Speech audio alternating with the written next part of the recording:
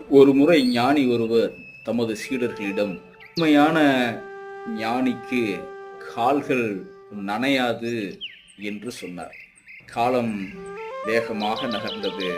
ஒரு முறை அந்த ஞானி தமது சீடர்களோடு ஒரு சிறு ஓடையை கடக்க வேண்டிய ஒரு சூழல். அப்போது அந்த சீடர்களில் ஒருவன் ஞானி சொன்னதை ஞாபகத்தில் வைத்துக்கொண்டு, ஞானி அந்த ஓடைக்குள் இறங்கி நடக்கும்போது அவர் கால் நனைகிறதா என்று மிக நுட்பமாக கவனித்தான். ஓடைக்குள் இறங்கி நடந்தால் கால் நனையத்தானே செய்யும். ஞானிக்கும் கால் நனைந்தது. மறுகரையில் போய் அந்த சீடன் கேட்டான், ஞானியரே, உண்மையான ஞானிக்கு கால்கள் நனையாது என்று சொன்னீர்களே, உங்களது கால் நனைந்திருக்கிறதே என்று கேட்டான். அதற்கு அந்த ஞானி